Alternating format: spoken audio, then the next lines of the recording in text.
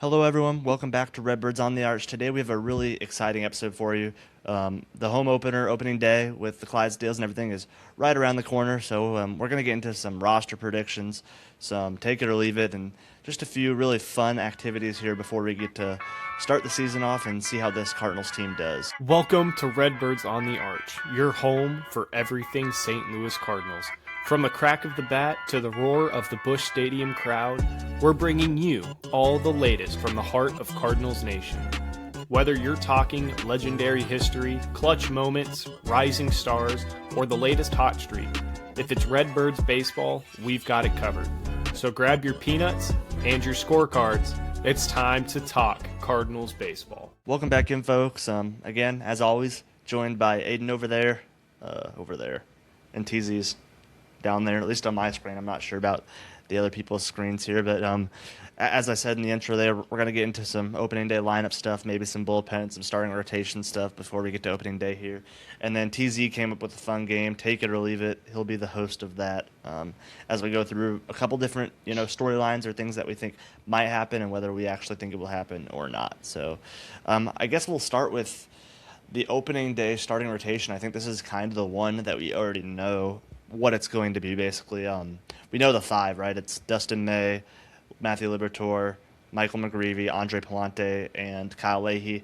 I think they've already talked about the starting rotation, lineup. I think it's, what is it? It's Libby, and then it's McGreevy, then May, then Leahy, then Palante. But do either of you have any comments on that? Or are you guys sad to see Richard Fitz not make the starting rotation? Or is this kind of the way you guys kind of expected it to play out? I guess I always expected it to come out this way. I remember my first episode on our other podcast, DTC. I mentioned that I think they're going to give Palante every opportunity to start again, so I think he's going to make it, which he's had a fine spring even. So no shocker there. I guess really the only shocker I have is Kyle Leahy. I really thought that they were maybe going to stick him in the bullpen, and then if like a starter didn't work out, they would pull him out of the bullpen and give him a chance to start. But I guess they just wanted to start it sooner rather than later, kind of set the tone and see where he's at the major league level. Because obviously he pitched really well in spring. But you're facing some guys who are double A, some triple A, some major league hitters, some guys who are not everyday starters, some guys who are everyday starters. So it'll be nice to see him pitch against major league talent on an everyday basis. But other than that, nothing else really shocks me. Maybe like McGreevy being the two, but also like it doesn't shock me because they're probably trying to just see how Dustin May will perform throughout the year. So it was expected. I think other guys will get opportunities eventually, like Fitz, like Dobbins, maybe even Matthews. So yeah, good rotation. Feels stronger than it has been in recent years. Not sure if I could say it's a lot stronger, but it feels stronger. Is that confirmed, that Yeah, rotation order? yeah. Yeah, I I think Garrett Ollie Gould. confirmed that yesterday. Yeah. Yeah. Okay. I I just looked that up before we started. So I didn't know exactly what pitcher they would kick out. It kind of felt like everybody was pitching pretty well, and you could kind of see the rotation going anyway. I kind of thought with the five, and I felt like whoever did miss it was going to go into the Steven Matz type of role that Aiden, I think, even suggested. Like they would kind of be in the bullpen and kind of be a long relief pitcher, and if someone gets injured, then they just slide right into that rotation. That's kind of how I felt, but Fitz is the guy out, and he ends up going to Memphis. Um, like I said, I think any guy kind of could have made it, so there's probably going to be people that are upset with Fitz not making it. There probably would have been people upset with McGreevy, Palante, Leahy. I know Farmhands would have been upset if Leahy wasn't in. yeah. But overall, I don't think it really mattered. I I mean I like this um, you were talking about the rotation compared to like last year. I like it a lot better. I mean, it's a lot better than having Michaelis and Fetty in the rotation. It hurts losing Sonny Gray, but I think it kind of evens out a little bit. From 1 through 5, they're all solid options. Not none of them are just like I can't watch this game like Michaelis or Fetty, like we said. So yeah. Yeah, I kind of expected it to come out this way, right? Like this is kind of what it's been leaning towards all spring. It's kind of these five at least start, but I think there will be a little bit of a shorter leash on, like a Palante or maybe even a Leahy. As much as I want him to start the whole year, they might be a little bit shorter on leash because they know what he can do in the bullpen, and he can be an effective bullpen pitcher, especially if a guy like Hunter Dobbins, who's been impressing on the backfields and probably should be a major league pitcher, is impressing, or Richard Fitz, or if Leahy starts to struggle. But yeah, it kind of turned out as I kind of thought it would be. So I guess next we'll talk the bullpen, and I think I'm going to speed up the conversation by saying I'm pretty sure we all have Matt Swanson, Riley O'Brien, JoJo Romero, Ryan Stanek, and I'd imagine Justin Brule, assuming all of us have two lefties in the pen. Yeah. So then it really comes down to that foursome, and three of them will make it, so it's not that difficult of a conversation of is it Chris Roycroft, Matt Puchard, George Soriano, or Gordon Graceffo, right? There's basically four guys for three spots there. I personally have Roycroft, Puchard, and George Soriano making it, with Graceffo kind of going down to AAA to kind of stretch out and be like a 2 to 3 inning guy. He's only thrown like one inning in multiple of his. Mm-hmm. In multiple of his different appearances. So, sorry, housekeeping is trying to get in my room, maybe. But yeah, so I think those three will make it, and I think Graceffo goes down there to stretch out. I think Soriano has to make it. I think he's out of options. Yeah. Yeah, TZ, you got anything on that? Who are the three making your bullpen? So yeah, Soriano. Did you say O'Brien was one Yeah. that was locked in? Yeah. Okay. I did have Pichard, and I had Graceffo. So you did not have Roycroft making it. No, Aiden? not a big Roycroft guy. I'm with farmhands. I think it's going to be Roycroft, Bouchard, Soriano. I think Graceffo's the one who gets optioned, but I do think if anybody gets, you could see a Stanek release and Graceffo comes up. You could see Bouchard struggling, or Soriano struggling, or Roycroft struggling, and they get sent to AAA or whatever, and then Graceffo comes back up. So I think the innings pitched for Graceffo is what's kind of going to hold him back from making the roster right away. I think that makes a lot of sense because he's got to get ready at some capacity, and if it's got to be at AAA first, then fine by me. Like, he'll get his innings there. Yeah. So I guess that kind of leads us into probably the bulk of this take it or leave it conversation. That's the starting lineup. The Cardinals have multiple different options they can go, especially in a place like left field, and maybe some DH can be a little bit different depending on who you have catching opening day. Yeah. So I guess we'll start with Aiden here. What is your opening day starting lineup? Okay, so I struggled with DH in left field, but I'll just go through it. So right now for opening day, I have Wynn as your leadoff hitter at shortstop. I have Ivan Herrera in your 2-hole as your catcher. Alec Burleson in your 3-hole as your first baseman. Oh, I have froze? Nelson. Oh, I froze? Or did I freeze? I don't know. I'll just start over. I'll cut Okay. that part out. Oh, that sucks. All right.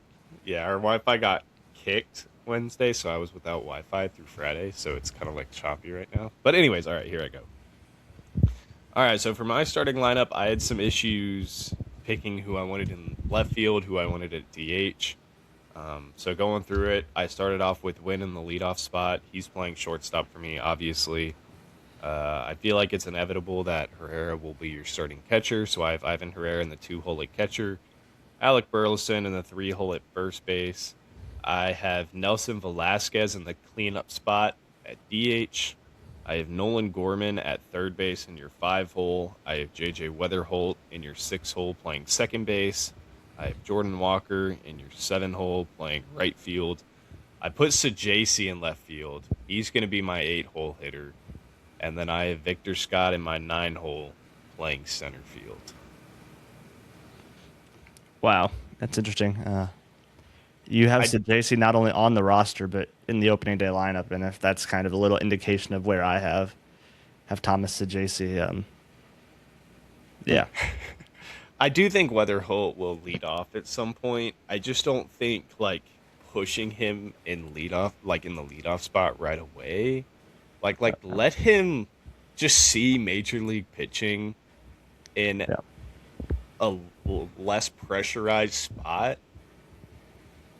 yeah. for like a few days. Like let him like just experience major league pitching in an atmosphere for 3 days, and then let him go into the leadoff spot. That's how I feel about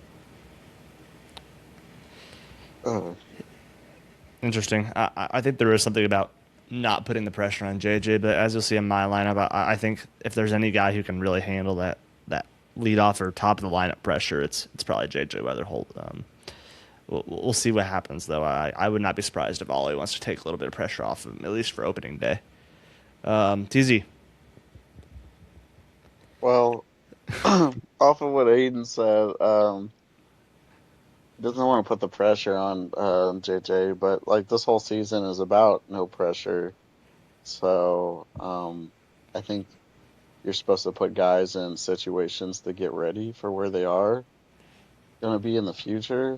And I think you put your potentially best hitter at two, and he has been walking a lot this spring. So that on base is very high. So I have him in the 2 hole. And plus, rookies, you also like to add a little bit of protection around them. But I'll start with one. I went Win. I like a little bit of speed there. Win needs to get his average up a little higher from what it was last season. But I kind of expect him to hit a little closer to his rookie season than last season. He had injuries last year that I think were bothering him. And then, of course, like I said, I went JJ in the 2. Sounds like he's going to be your second baseman. And then you put protection behind him. That's where I went. Herrera catching. I think Herrera, their plan is to catch him every other game, I'm guessing, depending on injury problems that could occur. But the initial plan sounds like 50%. So that means first day, opening day, he will be catcher. Second day will be a different story. He'll probably be DH. But for this, he's catcher. Burley's your first baseman. Then I went Velasquez in left field, Gorman at third, and this is where I shocked some people. And DH is Pozo, and Walker's in right, Scott's in center. It's kind of got the whole left right mix up, like Marmol likes to make it. Besides, at the end, it does go Pozo and Walker are two righties, but then it goes back to left, and then once you go circle back to the top of the lineup, it's left Scott, righty Win. It's interesting. I think Pozo, every indication that's going to make the roster, but I'm not sure about him, maybe being in the opening day lineup. I feel like he's definitely more of a bench bat, but I could see after his spring, and, Marmol obviously seems to have a lot of trust in him, so I wouldn't be Hmm. surprised. And I think him playing some first base, just increases his chances at, playing a little bit more regular than he would if he was just a catcher. Yeah, and like I said, with Herrera DHing probably every other game, like that DH catcher tandem will switch every game. So Pozo's not going to play every game. This is just my opening day. Yeah. Anything on that, Aiden? Not really. It was interesting, but I like it. Yeah. It's different. So then I'll get into mine here. My lineup starts with Mason Wynn at the top, playing shortstop, and then I have JJ similar to TZ there, right behind him, playing second base. Then third, I have Ivan Herrera DHing. I don't think he catches opening day. I think he's your opening day DH, and I think he's probably going to DH. I'd say 66 to 70% of his games are going to be at DH. I don't think he's going to catch a lot, honestly. Um, then behind him, I have Alec Burleson playing first. And then I debated whether to go lefty righty here again or stack two lefties, and I decided to stack two lefties. So I went with Nolan Gorman right behind Alec Burleson. Then I went Nelson Velasquez playing left.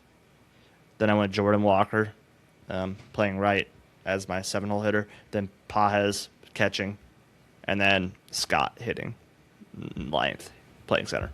So that's my lineup. I guess my only real change there is you guys both have Herrera catching, and I have him, DHing, and have Pajes catching, which I think's also a possibility. Hmm. And you I had have a Velasquez playing left, right? Yeah, yeah. I have a question for your lineup too. I already know the answer, but I want you to answer this for Aiden and the fans. Yeah, Um, so JC is starting in Aiden's lineup. yeah. He's on the bench of mine. Can you tell me where he is in yours? He's in AAA. He's not Hmm. even on the roster in my lineup Wow. because I have Urias, Pozo, Church, and Fermin making the roster in my I just wanted prediction. to see Aiden's reaction to that. There's no reaction. I mean, I, it's I think they want him to get outfield time Yeah. consistently, and yeah. I think you can do that in AAA. Okay. And if you can get him in the outfield, in the infield relatively consistently and make him a true utility player, I mean he'll be up, any injury basically, right? Hmm. Hmm. Like if Walker gets injured or Mason gets injured, I mean, Sajasi's right there, straight in, right? No matter who it is, and I think that will let him, even play a lot of games, even if he starts the year in AAA. True. By the way, I'm not hating on your decision there. I'm just No, because like I told you guys before we were recording, everything in life is a business, and so JC does have options available, right? How many does yeah, he have left? One or two? one, One. two, So this would be yeah, his one. last year. So they could still option him this year. And Fermin doesn't. yeah, for The, me the doesn't. only guy who would be, oh, the only guy I can see him beating on my roster is Church, right? Like if they trust his outfield enough, Yeah, I can see Church going down to AAA. yeah. As you know, I just not a big Church fan. Um, I know he hit the homer to like start off the spring, but every time I have watched him in spring, he just looks kind of like me when I was hitting, just confused, just up there swinging. So I don't like watching him hit. The defense is top tier. Like you got to give that to him. And Victor Scott are pretty evenly matched. Scott or Church has the length and stuff on Scott, so that probably helps him. But I would like to see that guy in AAA, and then if Scott gets hurt, that's when Church comes up. Yep. Yeah. So, any more comments on the opening day roster, or are we ready to get into some take it or leave it? Go Cardinals. That's all I Okay. got. Well, I guess that means TZ, your time to shine here, brother. You're gonna host, Alrighty. host the take it or leave it section. Can you do like a like I'm gonna start explain. like turned around? I mean like and put on your host voice. Welcome to whatever you want to call it.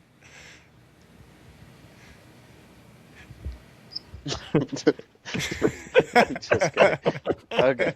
So first off, take it or leave it. I didn't come up with the game. If you're from St. Louis, most likely you have listened to ESPN radio.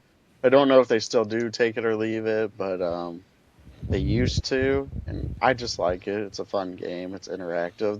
There's different versions of it. Like believe it or not. Just you can come up with any game, but they're all the same concept. So take like let's come up with something normal. Like Cardinals win opening day game, and if you take it, you believe that they're gonna win, and if you leave it, that means you think they're gonna lose.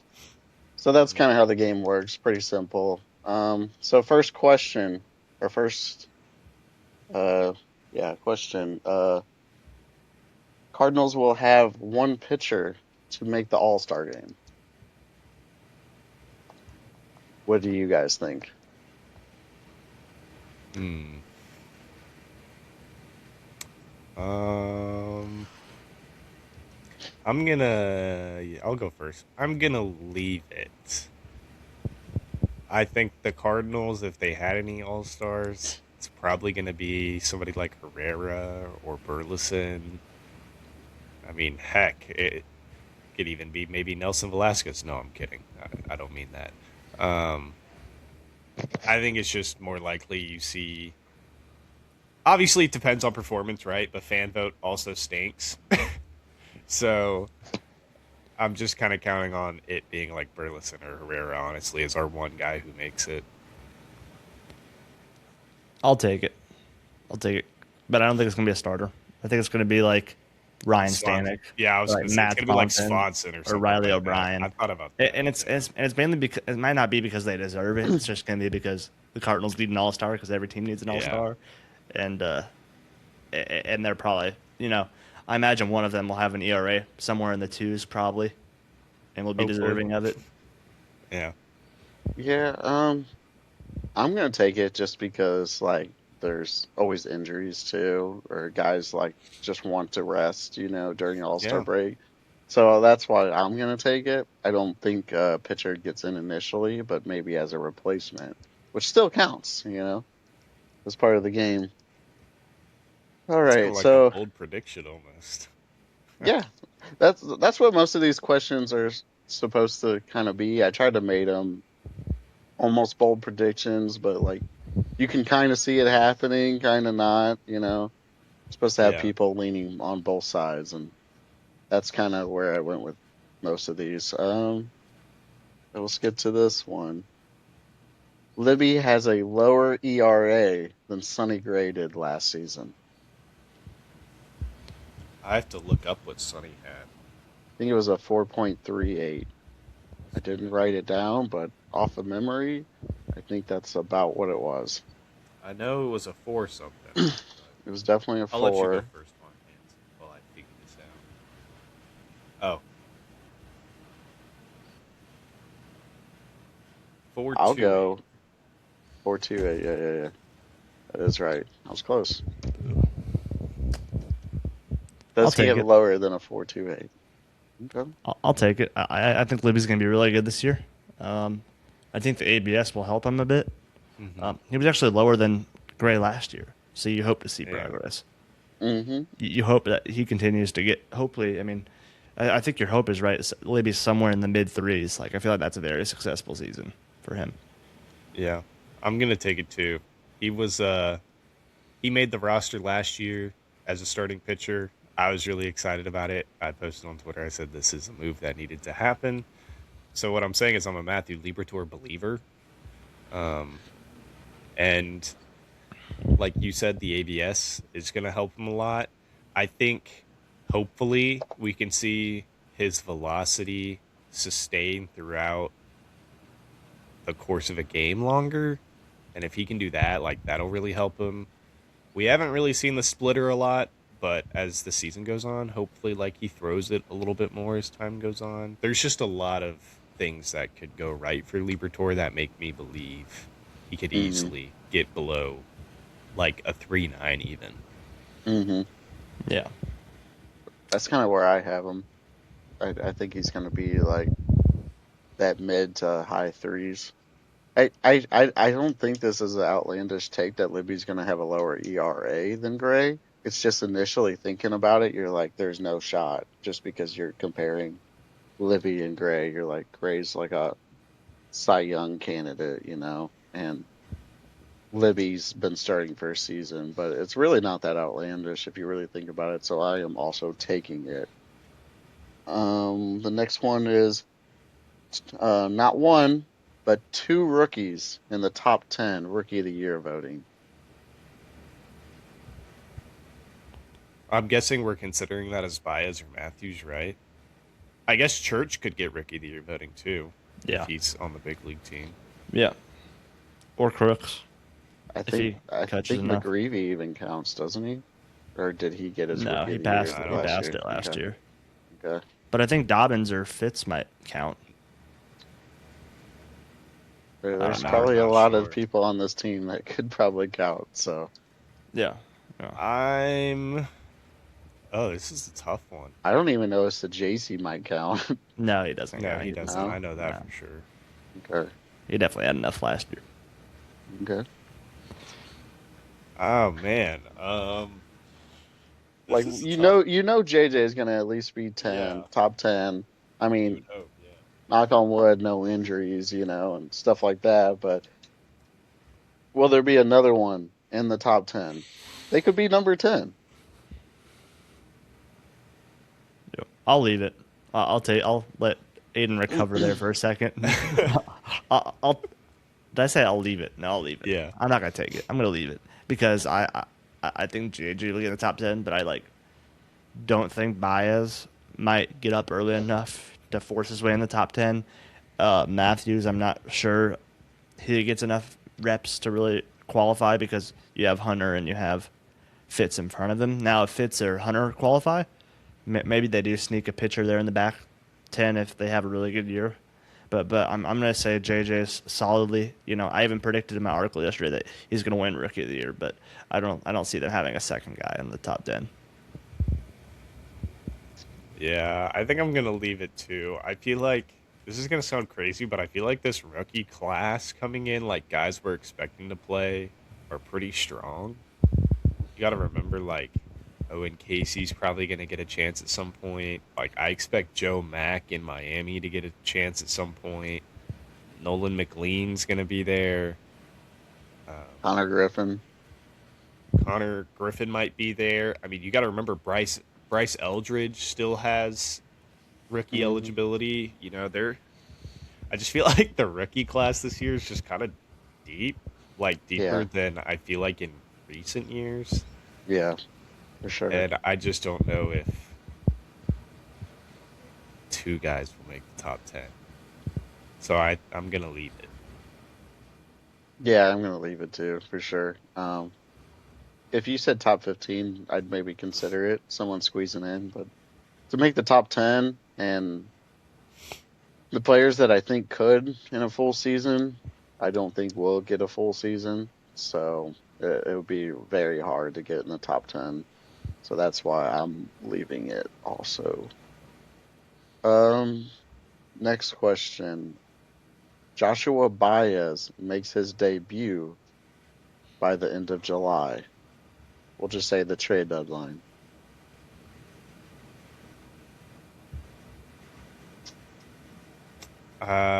I think I'm gonna leave it because he's gonna be that guy who gets a call up like August 3rd. And he's just gonna miss that cutoff we have. So I'm gonna say leave it by like 2 days. Yeah. Mm, I think they'll want to preserve his prospect status for the 2027 season, assuming a Yeah. 2027 season happens. So I think that cutoff is like August 12th, 15th, somewhere in that range, to Yeah. not get as many service days as needed to keep your rookie eligibility. Um, and I think they'll want to preserve that. So I think you'll see him basically get called up on that day or the day after. Yeah. That would make more sense than August 3rd. Can't they call him up before that and just not start him every game or No, like send because him it's down? it goes by days on the active roster. So even if you're on the bench, it still Okay. counts towards your. I thought there was different ways around it. Like maybe it's like later in the season or something. I don't know. I remember one guy they were like, "Hey, they're calling him up, but they're not going to start him every game because Yeah, they were trying there's to stuff save about at that. bats too. Like you can play less than 45 days on the active roster and get more than I think it's 150 at bats or whatever, and then you lose your eligibility. Yeah. So there's I, it's a twofold system. Yeah.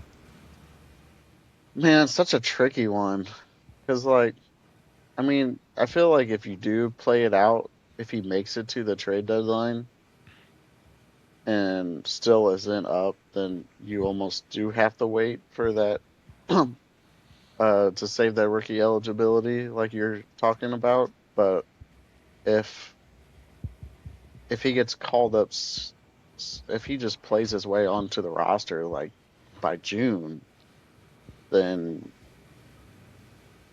he'll be up. You know, like injuries happen or he's just mashing in Yep. AAA. I feel like he'll make it, but if you start getting towards the trade deadline, I think they'll be forced to wait. Yeah. He's already on the So, 40-man roster. So like this is not someone you got to add on the 40-man roster, which could help him getting called up earlier. Yeah. yeah, exactly. That too. And it's just such a tough one. I'm going to take it that he does start by the end of July just because of the 40-man thing, like you're talking about, because Okay. he's an easy move and injuries happen. And outfield's kind of a spot of weakness for us, especially like if Newt's still out or Newt gets hurt again, all that stuff happens. So I'll Yeah. take it that he does. Yep. You guys have anything to add? Nope. 0. Alrighty, next one. We'll stay in the outfield. Velasquez is our best hitting outfielder. By what metric are we talking? OPS? Like just everything. Sure. WRC plus, Just OPS. by the end of the season, you're like, hey, this is our best hitter. Okay. Just like last year, you're like, Herrera and Burley are our best overall hitters. But we're just talking about outfielders, correct? Just Yep. outfielders. But I mean, it has to be a guy that, like, Fermin could be an outfielder. So JC might be starting left field for us too. So like, you can throw him in. We're not going to throw Burley in because he's our first baseman, even though he was an outfielder last year. Yep. But guys that we think could start consistently in the outfield. I'll take it. I'll bite. I just I feel like if anybody else was to perform, I feel more confident in like Victor Scott than I do like Jordan Walker, than I do Thomas Sajasi, even than I do Nathan Church. Like I could be completely wrong, but I feel like if anybody else would win it, it would be Scott. But I Yeah. just like Velasquez. I think I'm gonna take Velasquez because you got to remember, like Walker and Scott have been so bad that like it won't take Yeah. a lot to be like the best. Yeah. Which I guess we got to take like Newton into like accountability here, or well, not into an accountability. Early morning, boys. Into account here. I don't know. I'll just take it. I've done enough talking on it. I'll Yeah. take it. Velasquez has a career 98 W or OPS plus, which is like way higher than both Walker and Scott. So if he just repeats that, he's going to easily be the best hitting, outfielder here to start the season.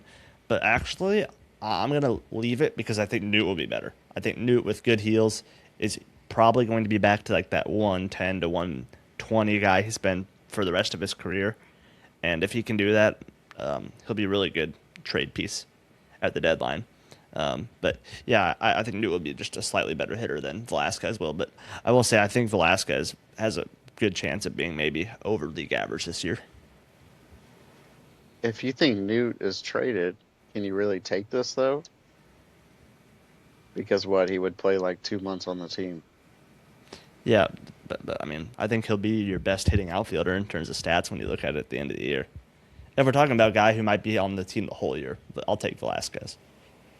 I mean, I think you have. It's just like MVP voting. You got to have a certain amount of games played to Yeah. qualify. So that's why I wouldn't consider Newt in this. Um, yeah, I don't think there's much competition really for him. I want Walker to be good, but I'm losing hope, a lot of hope this spring. I don't like to take much in the spring games, but the thing is, he looks just like he did last season, so it's hard not to take too much into it.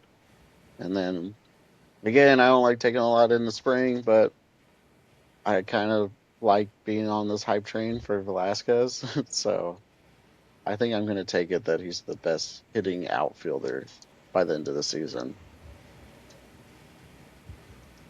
You guys got Yeah. anything else? Nope. All right, let's stay in the outfield again. Victor Scott, our boy, 60 stolen bases this season. Are we taking it or leaving it? That's a Comments? lot. Oh, That's a okay. lot. Like, isn't that like almost double his amount from Yes, last year? yes. He had 34 last year.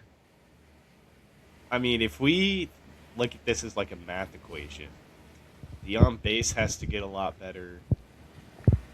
The out situation needs to be a good spot. You got to know who your catcher is. You got to know who your pitcher is. Do they have fast times to home plate? Do catchers have fast times on throws to second base? Pop times.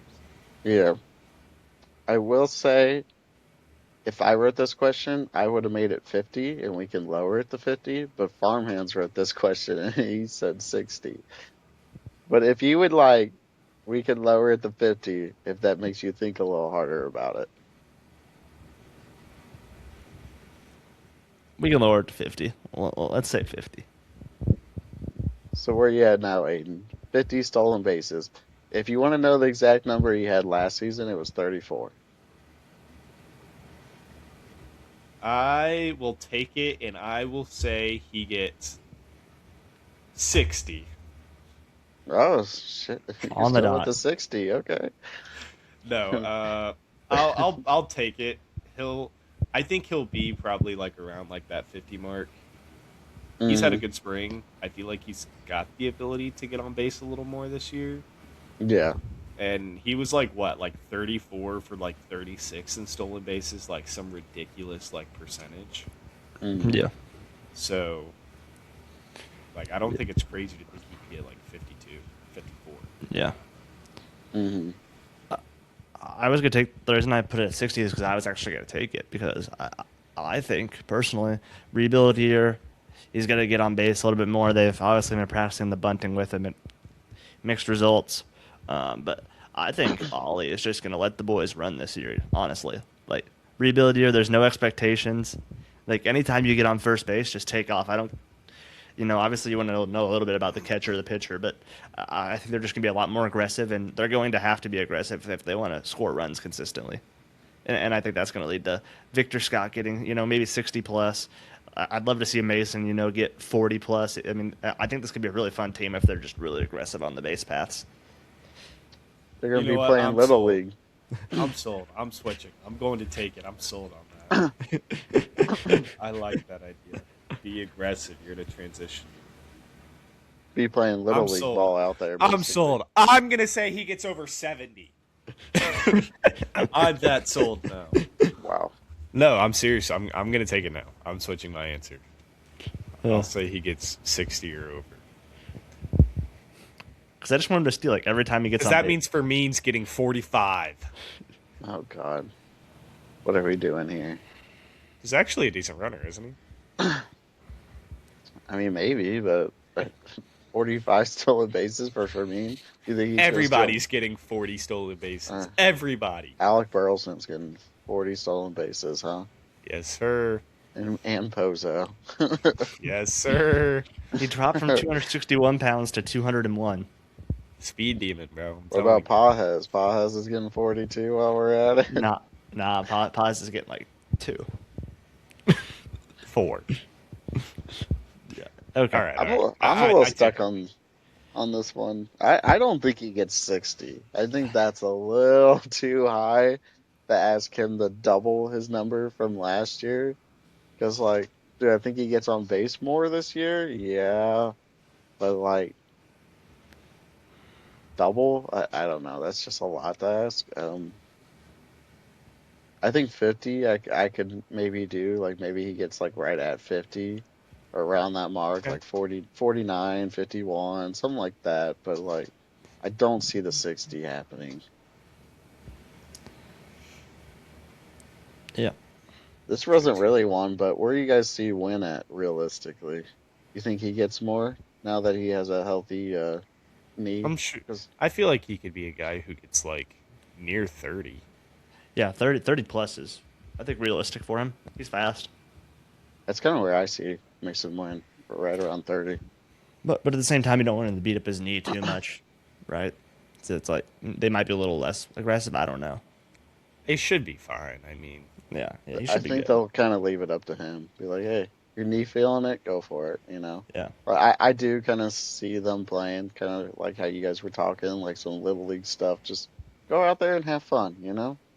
But yeah. we're gonna play the game right, but have fun while we're doing it. I yeah, think that's kind of the mindset for this yep. season. All right, this is kind of an interesting one. Uh, I wrote an outfielder not named New Bar is traded this season. So Yeah, I'm that could gonna mean leave that one. no. Okay. I'm gonna leave that one. I just don't know who else in the outfield group gets traded. Like I I really mean, don't. for me, uh, maybe Velasquez, maybe Sajaci. But I why would you trade Velasquez though? my Like, whole doesn't he have mind's like 4 years left? He's got 5. He's only 5, got yeah. 1 year service time. He's like if he provides, like He you can be don't a have to he can be move a him. piece in your future. Yeah, Yeah, my whole mindset with this was not necessarily selling, but I was trying to think of a question to kind of hint at them buying, but not for this year. Doing a buy for the future, you okay. know? Like I see what you're saying. Yes. yeah, maybe they trade like I'm not I'll say Velasquez because that's the name you mentioned and they trade somebody else with him like a prospect, but it's for a guy with 3 years of control, 3 or 4 years of control, and they just think he fills a hole for them that they need. Like maybe it's a righty bat. yeah.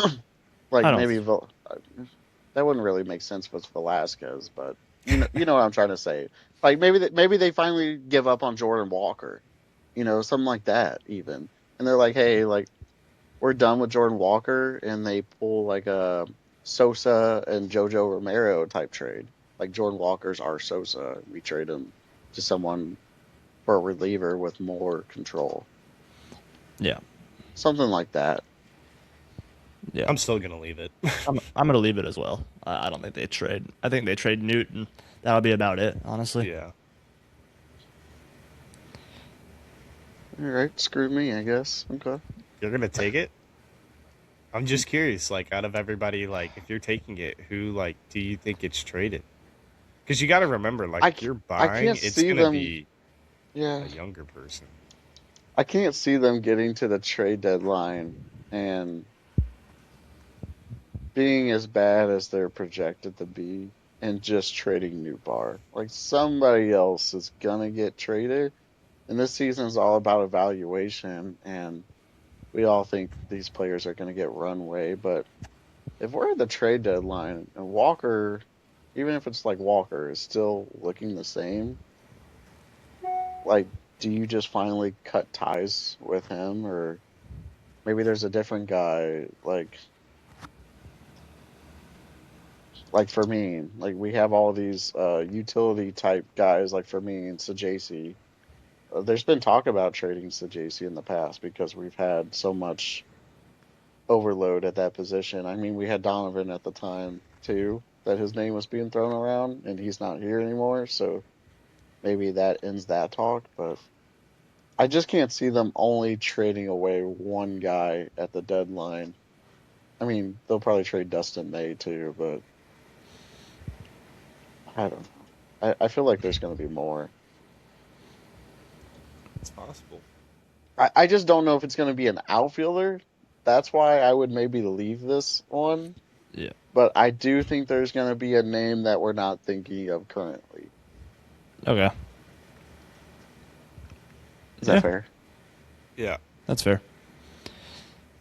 Alrighty. Next one. 3 players with 25 plus homers. Leave it. Wow. Leave it. I'm not sure we can even get 3 over 20. Honestly. What? I can give you mean, 3 over I'll take 20 it. right now. I'll take it. I'll take it. Okay. I like the idea of Herrera maybe getting it. I like the idea of Burleson maybe getting it. I like the idea of Gorman maybe getting it, and I like the idea of Velasquez maybe even getting it. So, Yeah. I mean, what's to lose? Like, bro, take a 3-1 daddy hack, hit it 470 over the Big Mac land seating, right? Hit that guy with that nachos up there from the unlimited nachos section. Yeah, bro. Then it rolls down 4 rows and he dives for it. You know, I'll take it. I think that just sounds fun. Like, Yeah. if the Cardinals could have 3 guys who hit 25 plus home runs this year, like that's a successful season for the Cardinals in a transition year. So I'll be the optimistic one on this, and I'll take it. It just sounds fun. It sounds fun. I'll leave it. Like I said, I think Burley gets there probably. They're close to there, and I think Gorman probably gets there, but I'm not sure Herrera gets there, depending on injuries and if he even stays healthy the whole season. And I'm not sure Velasquez, stays in the roster long enough to get it. So I'll leave it. The 3 I had were the first 3 Aiden said: Burley, Herrera, Gorman. I think those 3 pretty easily get the 20. Again, no injuries, we have pretty decently healthy seasons. I think those 3 easily can make 20. The 25 is getting a little sketchy there, but I think they could all pretty well hit it. So I'll take it. I want to have some fun. Yeah, I think from them to the players below them, there's going to be a big drop, but Yeah. those 3 I think can hit it. if you would have said like 30, I would have been like, yeah, no way. But I feel like 25 is like somewhat reasonable. Like, if you realistically think about it, like if everything goes right for these guys, like 25 plus home runs is totally a possibility. Yeah. Yeah. Mm-hmm. Alrighty. The next one. The plus minus wins on sports betting right now currently has the Cardinals at 69.5 wins. So take it or leave it. The Cardinals win at least 70 games. Take it. I'll take it. Take it. Yeah. I think this team is better than what the projections have it as. I think the projections might be a little bit more low on the rotation, honestly, than I think it actually might be. Yeah. Because not only do they have 5 guys in there that I think are pretty decent major league pitchers, like there's definitely rotations that have worse pitchers at the back end than the Cardinals do, but they have replacements if a pitcher's doing so bad that some teams just don't have a Richard Fitz or a Hunter Dobbins in their AAA system waiting to come up if someone's really sucking bad. So I think the pitching will be better than the projections expect. Or Quinn Matthews. Or Quinn Matthews. Yeah. Yeah. Take it. Easy take. I think it's an easy take too. Man, I'm not saying this team is going to be great, but like not getting at least 70 wins just seems crazy to me. Like if you said this team doesn't get top three in the division, I'd be like, yeah, obviously they're probably going to be like fourth or fifth, which is fine. Like that's kind of the expectations for the season. But like, there's no way they don't get 70. How many did they win last year? Like low 80s, 80, something 83. like that. 80, Okay, something like like that. I mean, I I don't think the think they card. lost 10 wins this offseason You or don't think 10 to they what? 15. I don't think this offseason they lost 10 to 15 Oh, I see what you're wins. saying. I just I look at it this way. I think the Cardinals are a team closer to losing 85 games than they are to a team losing 100 games. That's how I look at this. Like if Yeah, you're at that 69 win mark, you've lost like 93 games. yeah. 93, 94 games. Sorry, Yep. 92, 93 games. Like I think they're closer to 85 than they are 100. Like I Yeah. wouldn't be shocked if they went in this and lost like 87 games. Yeah. But I would be totally shocked if like we went into this and the Cardinals had like 100 losses because I don't think the team is that bad. Yeah. I don't either. I, I don't think they hit that like 80 win mark, but I definitely think they can easily hit a 70 wins and maybe even 75, but I don't really see them a lot higher than that. I don't think 75 is a crazy take either. Yeah, yeah, I don't either. I think 80 is kind of when you're starting to get crazy. I definitely think they're in that 70 range. So Yeah. I am also taking that as well. Is that our first clean sweep? Feels I like think it. so. I think so. Maybe we're just all too optimistic over here, just some homers, but I think it's a pretty easy one. Maybe we'll look back and be I mean, dummies, but who knows? yeah. 69 wins is a really low mark. Like, really low. Like, if it was like 73, 72, I would have to think about it. Like, Yeah, 69 and a half is low. I think Yep. it's so low. Alrighty, this is one from Farmhands also. Marmol gets at least one vote for Manager of the Year. I'm Take it. guessing that Easy means take one it. first place vote. Yes, easy take it. It's not a first place post. It's just a vote. Well, what's a vote? Like top five?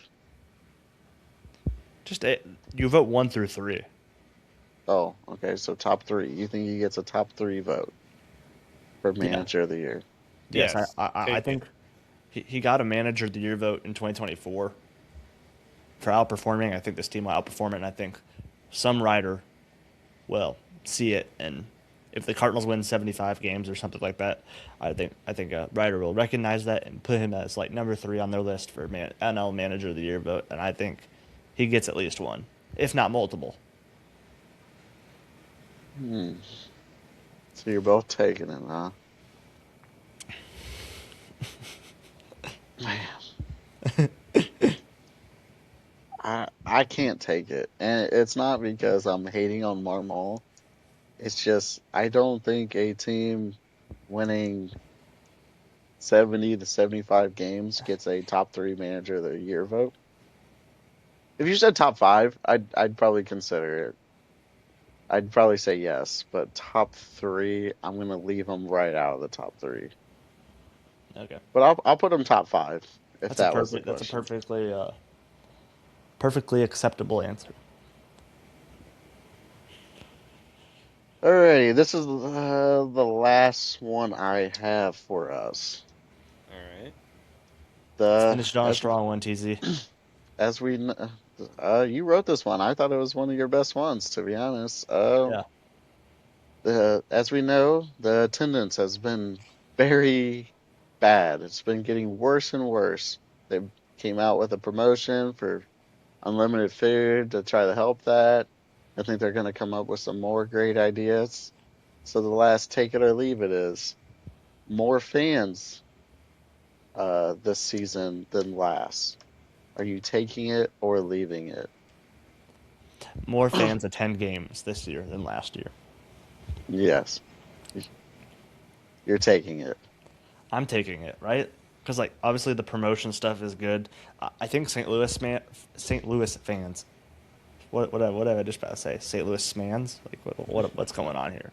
St. Louis fans. I think they're smart, right? And I think they want to support Bloom and they want to support this new direction. And I think they understand the rebuild, and I hope they embrace the rebuild a little bit more than this in between that we've been, the last couple of years. So I think they'll show up. I think, you know, at least I'm more inclined to go to the ballpark. I hope other fans, if you're listening to this podcast, you're more inclined to help this now that we actually have a direction, even if it's a little bit of a struggle the next couple of years. Like, go support these young guys, show them that you care, and that that bush will be packed once again when the Cardinals are ready for contention. So, giving them the support early will only increase the rebuild and speed up the rebuild by giving these players motivation. Yeah, I'll take it. I think fans are going to be in glizzy overdrive. Um, That's that's that. I think they're going to see the promotion. They're going to be like, dude, like unlimited hot dogs. Yes, sir. Yes, sir. No, in all seriousness, I I totally agree with what Farmhand said. I think people are going to understand what the new direction is. Um, I think they're going to support the team in that. I think they're going to support the front office in that. And Mhm. all we can really do as fans is kind of show like our appreciation for finally figuring out a direction after what's felt like 4, 5 years. Mhm. Um, and I feel like it's only right for us to do that. Like you got to remember, like it doesn't have to be like attendance numbers where we were like selling out almost every night. Like Mhm. if we can increase it by like at least 2,000, right? Like it's an increase. Like Yeah. people are more people are showing up. Like Yeah. Yep. TZ. I, yeah, First off, I want to say basically nachos and a soda. I'm pretty sure it's about the price of the ticket that you're selling, so it's already a win for that promotion. And absolutely. I live a little farther from the stadium, but I will definitely try to make more games than I did last year. Last year, I honestly had zero interest in going, and just like me, I think a lot of St. Louis Cardinal fans are the same. Um, the people in this area, they like it when you're honest with them. They Do we like rebuilds? No, but nobody likes rebuilds. But I think one thing that hurt Mo is like we just felt lied to a lot. Like, and we also really respect effort, and it also felt like he did not put effort in. Um, like he basically didn't do much this past couple seasons besides sign Sonny Gray. That was like one of the best moves he made. But like even Wilson Contreras was like a good signing, but it was like a desperate signing. Thankfully, he was a good player and it was the best player on the market for us, so that helped a little bit too. But also, the farm took a big hit from Bloom, or until Bloom took over. You could tell Bloom has had a big impact in the last couple drafts. Yeah. I was Bloom here for the JJ one. I think he Yeah. was, but Yeah. like Yeah. I will say Mo probably would have took JJ because I think you had to take JJ at that pick. Like Yeah. Yeah. no GM would have not picked him at that pick.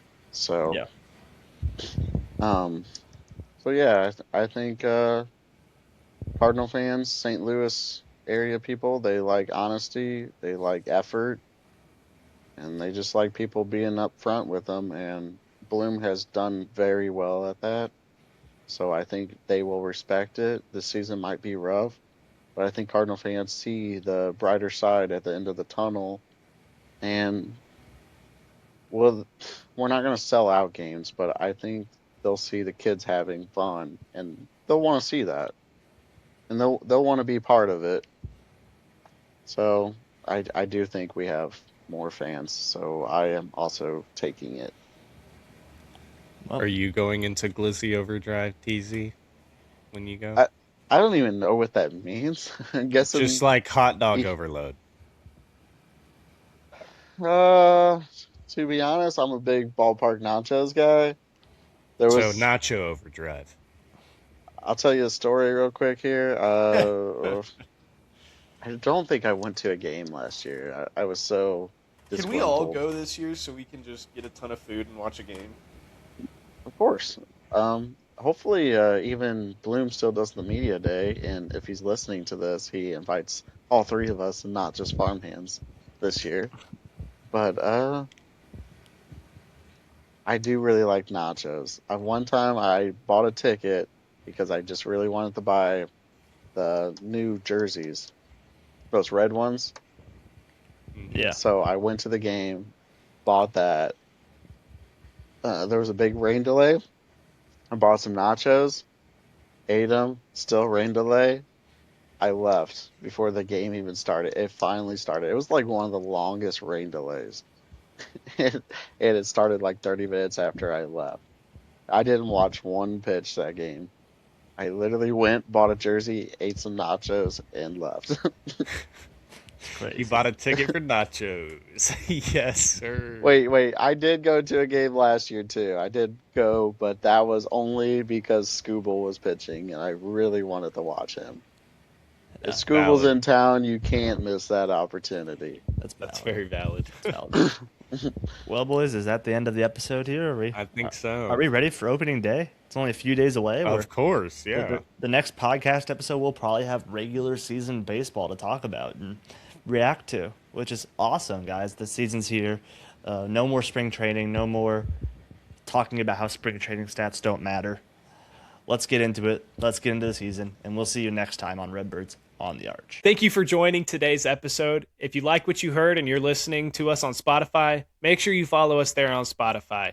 If you want to keep up with when episodes come out, or if you want to keep up with live content, make sure you follow us on Twitter at Redbirds on Arch.